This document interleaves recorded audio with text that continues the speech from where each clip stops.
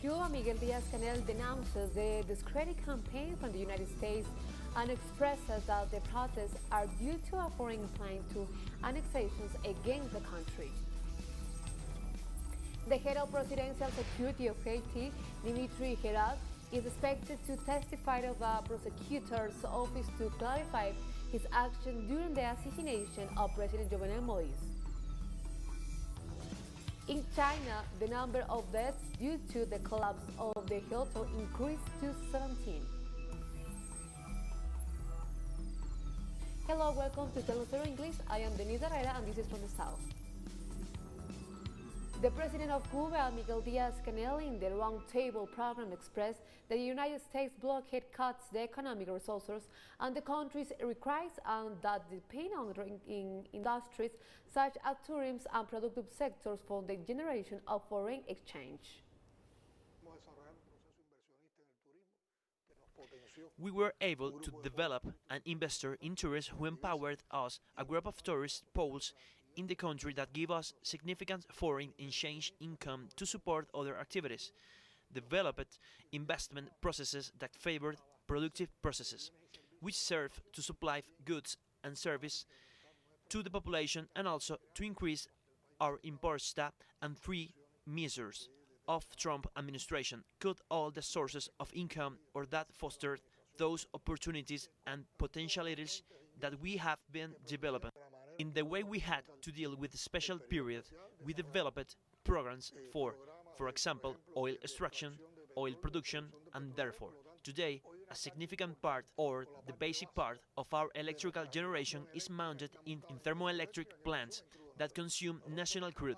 We are capable of self-sufficient national crude. Likewise, the Cuban president indicated that the protests are due to a foreign plan against the country. Well, the riots, I'd say they've been involved. I don't think it's an exact classification, but they can be distinguished. First, an annexationist participation, people who respond to a foreign plan that are irreconcilably opposed to the Cuban Revolution, who don't think like Cubans. Think under the design of the empire, that when they make a gesture against Cuba, when they make a provocation, when they take a part in an action, they don't go to a Cuban flag, they go to an American flag, and there are pictures these days of which they have been presenting that this image are the annexationists with the North American flag. After the media campaign launched by the Cuban Foreign Minister Bruno Rodriguez on Tuesday, the government urged the Cuban people to remain calm. In this context, Cuban families have come out to demand solidarity, love, peace, social security, and tranquility as one of their most precious goods. Citizens have stated that despite the media outloud through the networks, the streets of several provinces remain calm. They also expressed that they will seek to focus on a struggle for life, for well-being, and for citizens' peace. The Prime Minister of St. Vincent and the Grenadines, Ralph Gonsalves, showed his solidarity with the Cuban in regards to the events that took place in the island and issued a statement on Cuba's remarkable and heroic revolution. The Prime Minister stated that the protests in Cuba, which were fueled by unlawful imperialistic economic sanctions, bring into focus the remarkable achievements of the Cuban people and the revolution despite the monumental challenges, and highlighted the island's milestone and producing at least 2 vaccines against the COVID-19. He rejected the attempts of certain forces who seek to make the Cuban people prisoners of presidential and senatorial political of Florida Leslie. Brazilian President Jair Bolsonaro was hospitalized after experiencing abdominal pain early Wednesday morning. The president was admitted to the Armed Forces Hospital in Brasilia due to the situation. The president's agenda was cancelled, which included a meeting with representatives of the Senate who are investigating the alleged acts of corruption by the government with regard to the purchase of vaccine against COVID-19 as well as the management of the pandemic. The head of state suffers from his medical condition at a time when social demonstrations against his administration multiplied and demanded his resignations, as well as economic assistance to counteract the effects of the coronavirus. In Colombia, the murder of Marcos Tenorio Soto, an indigenous leader of the NASA community located on the department of Tolima, has been confirmed. Marcos was found this Tuesday near the village of Santiago Perez in the municipality of Ataco, located in the department of Tolima. The 30-year-old farmer had been reported missing since last June 25. The Regional Indigenous Council of Cauca demands the President Iván Duque clarify the events and stop the extermination of the indigenous peoples. According to the Institute of Development and Peace Studies, in the past, 92 social and human rights leaders have been assassinated in 2021 and more than 1,000 since the signing of the peace agreements.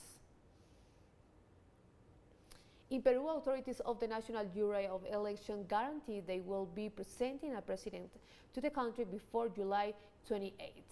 In a televised interview, the spokeswoman of the organization, Luis Alberto Sanchez, reiterated the commitment of the National Bureau of Elections and all its offices in fulfill the institution's objective, which is to have a president before the end of July. He also pointed out that the exact date of the proclamation will depend on whether or not appeals are filed, the number of appeals, and the reason behind them. In such sense, he pointed out that the National Bureau of Election continues to work checking those appeals in order not to exceed the established deadlines. In Argentina, the registration of political alliance for the primary elections to be held in September 12 has been made official. The eyes are on two leading coalitions, Everybody's Front and Opposition Coalition Together for Change, besides defending their candidates for the parliamentary elections on November 14. The process requires the political forces to reveal their strategy to obtain the victory. Due to their electoral importance, Buenos Aires, Córdoba, and Santa Fe are key districts for the configuration of the forces in the next parliamentary period. Political organizations are expected to focus their efforts in these areas. In the November elections, 127 national deputies and 24 seats in the Argentine Senate will be elected. Well, take a short break now, don't go away.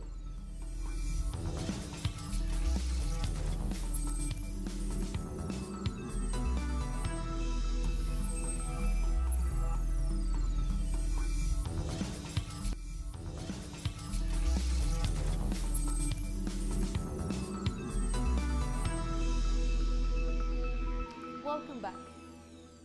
In Haiti, the head of presidential security, DIMITRI, HERARD, is expected to testify to a prosecutor's office to clarify his actions during the assassination of President Jovenel Moïse. According to the prosecutor before court, who is in charge of the investigation of the assassination, two other members of the presidential security should have testified already this Thursday. However, those summoned did not show up, since they are still waiting for the general inspection of the police to respond to the request presented by the prosecutor's office to issue the permits required by the members of the security corps to testify.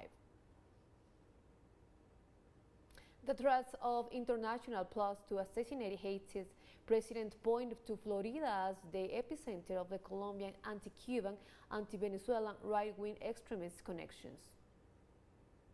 The epicenter of the international connections of the Haitian assassination plot is in the Doral, a suburb on the outskirts of Miami, where the counter-terrorist unit security company has its headquarters.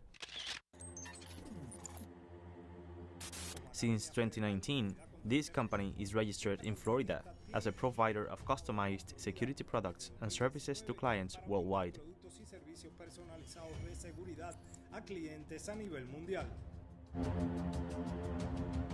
El señor Capador, uno de los que está muerto, pero se les ofreció $2,700 mensuales. Le pregunté un día, amor, ¿cómo se llama la empresa?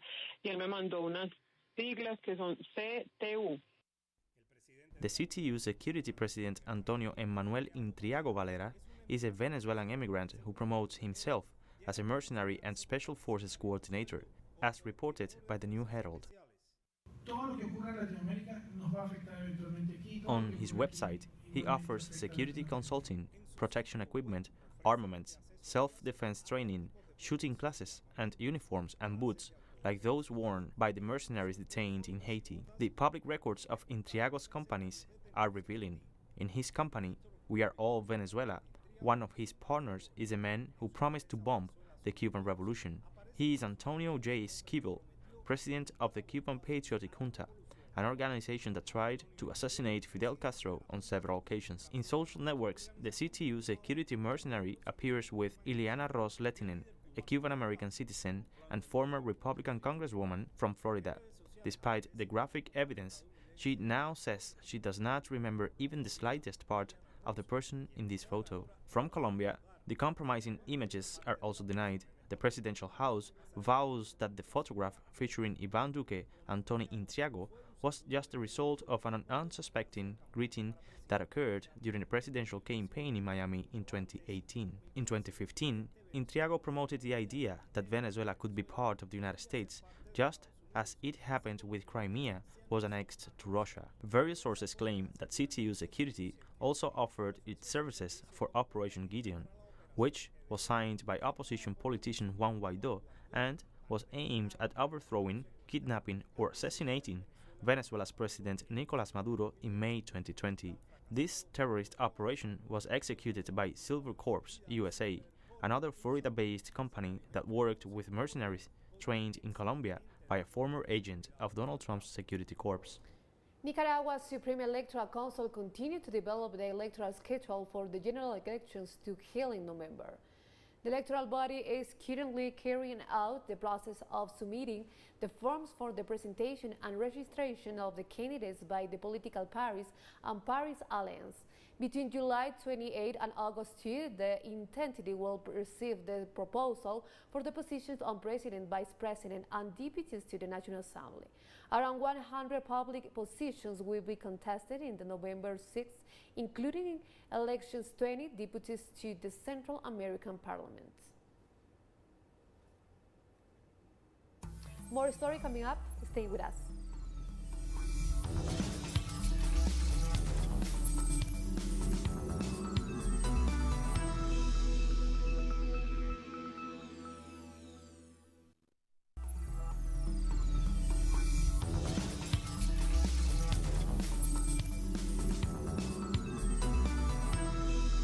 Welcome back.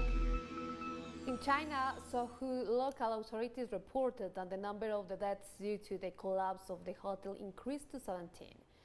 An uncountable person, 5 were taken to the hospital and at least 23 were rescued from the rubble of the Kaiyuan hotel on the collapse on Monday afternoon in Suzhou City. East China local authorities reported that more than 600 volunteers and 120 vehicles were mobilized in the area of rescue operations. Likewise, they said the causes of the collapse will be investigated. In South Africa, after 6 days of intense looting and violence, food and gasoline shortages began to threaten the population.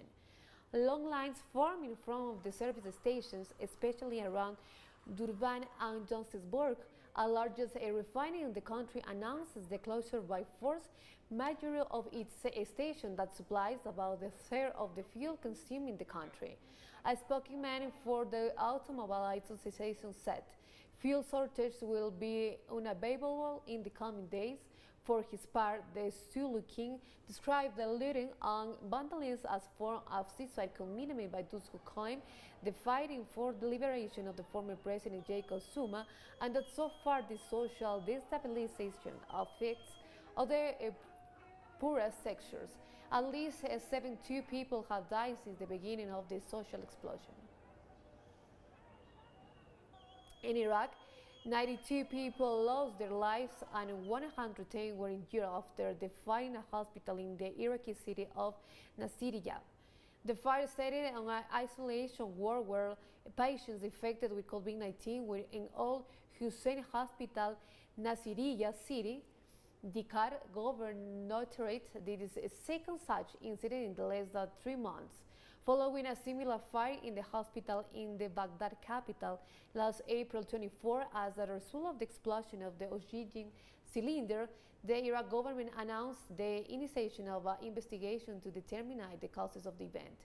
Citizens pointed to the mismanagement of the local government and responsible for the fact. The governments of the United States and Russia will hold talks on a strategic nuclear stability. According to the Russian authorities, the meeting between the representatives of the two governments will take place within a week. The meeting is part of the agreements reached between Presidents Vladimir Putin and Joe Biden at the summit held last month in Geneva. On this occasion, Moscow plans to discuss with Washington about types of weapons, including nuclear and non-nuclear, as well as defensive ones, which, in the Kremlin's opinion, can affect global strategic stability. The United Nations Migration Agency reported that the death tolls of migrants trying to reach Europe doubled this semester. The figures were published by the International Organization of Migration, with note that at least 1,100 people died at sea trying to reach Europe at the first semester of 2021. During the same period, at least 250 migrants died at sea while trying to reach the Canary Islands in the Atlantic Ocean. In contrast, 113 people died during the first quarantine of 2020, which represents a significant increase of almost twice as much as last year. Some towns in eastern Belgium saw the stream turn into hashing rivers, and a storm caused heavy flooding across part of the western and central Europe. The Belgian Meteorological Institute set an red alert for the sun around Liege, some 100 kilometers east of Brussels on Wednesday, and is expected more rain in a day than the area would normally get at whole summer months. Several towns were thought to reach because of the flooding in the region. Cars piled on top and other cereals were flooded, but no serious injuries were reported. Authorities in the Netherlands also warned the heavy rainfall in the southern province of Limburg could turn the streams into dangerously fast, slowly torrents, and urged the public to stay away from them. In France, police repressed an anti-vaccine protest in Paris, demanding the resignation of President Emmanuel Macron. Hundreds of protesters opposed the immunization against the COVID-19 pandemic were repressed by riot agents in the vicinity of the Republic Square in the capital when they protested against the sanitary restrictions imposed by the Emmanuel Macron government. Citizens reported they were attacked by the tear gas. Groups of police cordoned off several main streets leading to the center of Paris, where the state establishments are located. The number of the protesters arrested and injured during the repressions is unknown. We have come to the end of this new brief. You can find this and many other stories on our site, TeleSUR.net. And join us in social media. For TeleSUR English, I am Benita Herrera. Thank you for watching.